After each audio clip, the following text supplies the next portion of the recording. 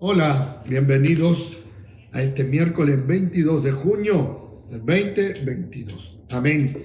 Bendito sea el Señor. Saludo en el nombre del Señor a todos mis queridos hermanos, pastores, hermanos en la fe que por minutos nos podemos reunir a meditar y compartir la palabra del Señor. Amén. Gloria al Señor. Estamos hablando de santidad. Santidad. Dijimos ayer que Dios había llamado al pueblo de Israel para hacer de ellos un pueblo diferente, una nación diferente. Y les había primero dado la libertad de la esclavitud y después les estaba exigiendo que no se parecieran a los otros pueblos a los cuales ellos iban a ir. Porque acuérdense que Dios los saca de Egipto, los hace cruzar el desierto para llevarlos a la tierra prometida, la tierra que Dios le iba a dar y hasta hoy tienen. Qué tremendo es. El que no quiera creer en la existencia de Dios, bendito Dios, con ese testimonio que tenemos, que el pueblo de Israel está bajo la promesa, la gracia de Dios, el cuidado de Dios. Y en su palabra profética, Dios dijo que los volvería a traer a esa tierra y que de ahí nadie los arrancaría. Y miren que han intentado los enemigos del pueblo de Dios de querer arrasar. El enemigo quiere arrasar aquello, pero no va a poder porque Dios ya lo ha dicho. Así que quería de ese pueblo hacer una nación santa. Sabemos que no están bien, pero cuando Dios dice que Él lo va a hacer, lo va a hacer. El precio alto han de pagar, pero que Dios lo va a llevar a cabo. Ahora bien, vamos a nosotros, que es la parte que nos interesa. Es bueno ver en la historia bíblica lo que ocurre cuando Dios llama a alguien. Y en estos días tenemos que ver que Dios sigue llamando. Dios todavía no ha cortado su mano de misericordia y sigue llamando al hombre y a la mujer que no le conoce para que vengan y le conozcan, porque Dios nos creó para propósitos eternos. Todo ser humano es creado por la gracia de Dios.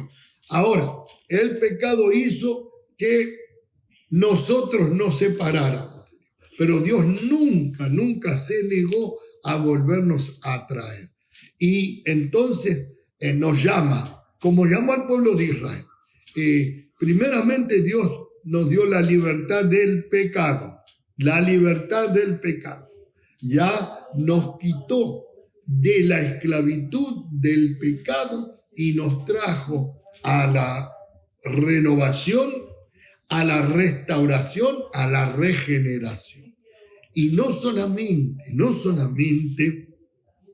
Él nos da la salvación, sino que nos da el beneficio de ser un hombre y una mujer separados de aquella vida que antes llevábamos. En el capítulo 6 de segunda de Corintios, yo quiero leer del verso 14 en adelante hasta el verso 18, ¿verdad? Quiero leerles esto, que dice así. Dice el apóstol Pablo, que escribe a la iglesia su segunda carta a los Corintios, y dice, mire lo que dice, escuchemos la voz de Dios. No os unáis en yugo desigual con los incrédulos. Atento. ¿Por qué? ¿Qué compañerismo tiene la justicia con la injusticia? ¿Y qué comunión la luz con las tinieblas? ¿Y qué concordia Cristo con Belial? Belial es uno de los nombres del enemigo de nuestra alma. ¿O qué parte el creyente con el incrédulo? Dice la Escritura, ¿Y qué acuerdo hay entre el templo de Dios y los ídolos? Porque vosotros sois el templo del Dios viviente. Como Dios dijo, el apóstol Pablo hace referencia a lo que estábamos hablando con el antiguo pacto con el pueblo de Israel.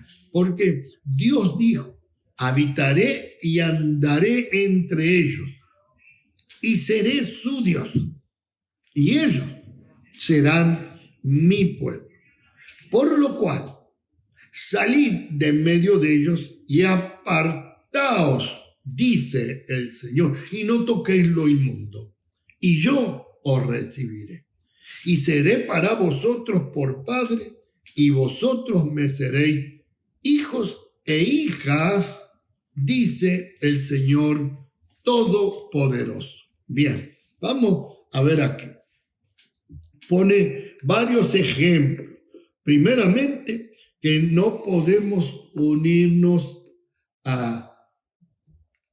con desigualdad. O sea, no yugo desigual. O sea, ¿cuánto se sufre en el matrimonio cuando la muchacha, siendo cristiana, se casa con uno que no cree, que no tiene el mismo sentimiento espiritual, y ella con mucha ilusión piensa que lo va a poder convertir? O viceversa, el hombre cristiano que se casa con una mujer incrédula, que no cree, y piensa que él va a poder llevarla a los pies de Cristo. Miren, ya que entre cristianos, tanto el esposo como la esposa, dentro del matrimonio, sufrimos cosas, porque el matrimonio, ¿verdad?, es la unión de un hombre y una mujer, de un hombre y una mujer como Dios establece. No hay ahí ninguna otra discusión. Así es la palabra doctrinal. Acuérdense del versículo que hemos aprendido y que nosotros estamos llevando a cabo en nuestras meditaciones. De la segunda carta del apóstol Juan a la Iglesia Universal, capítulo 9, que dice: cualquiera que se extravíe y no permanece en la doctrina de Cristo no tiene a Dios. El que permanece en la doctrina, en las enseñanzas, en las ordenanzas de Cristo, ese sí tiene al Padre y tiene al Hijo. O sea, Dios dice que el matrimonio es entre un hombre y una mujer. Ahora, aún siendo del mismo país, pero viniendo de diferentes conceptos familiares, en el matrimonio, cuando nos unimos, ¿verdad? Nos unimos por amor, va todo bien, ¿verdad? Pero después viene el acomodarse el uno para con el otro. No para acá, el uno para con el otro. O sea, viceversa también. Entonces, si hay problema entre los creyentes que se casan, ¿cuánto no va a haber problemas con un creyente y una incrédula, o una creyente y un incrédulo?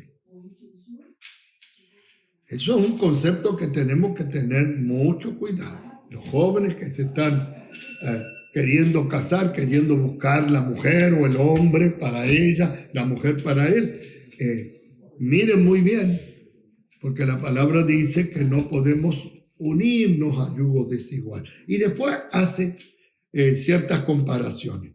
Por ejemplo, yo ahora estoy bajo esta luz. No hay tinieblas acá. No hay. ¿Por qué no hay? Porque no hay concordancia. Si hay luz, no hay tiniebla. Las tinieblas prevalecen cuando no hay luz. Entonces, dice la Escritura también ¿qué cosa tienen en común el templo de Dios y el templo de Belial, del diablo? Ninguna. Entonces Dios dice que tenemos que vivir según sus exigencias.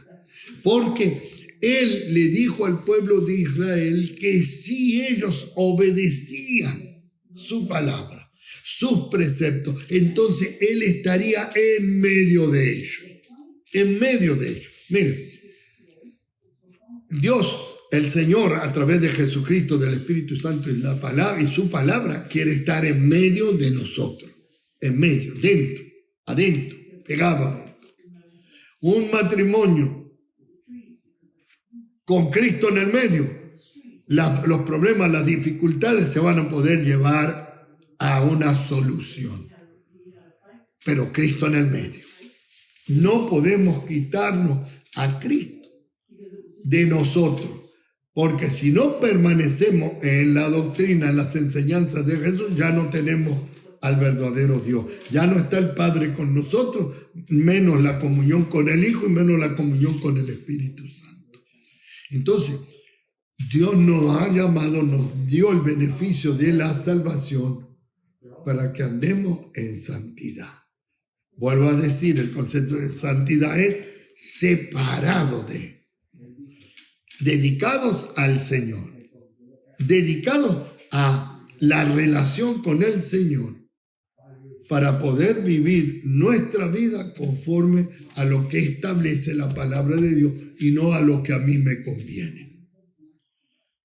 Me conviene escuchar, obedecer y hacer la palabra del Señor en este camino de la santidad. El Señor Adonai te bendiga y te guarde. El Señor Adonai haga resplandecer su rostro sobre ti, ponga en ti su misericordia.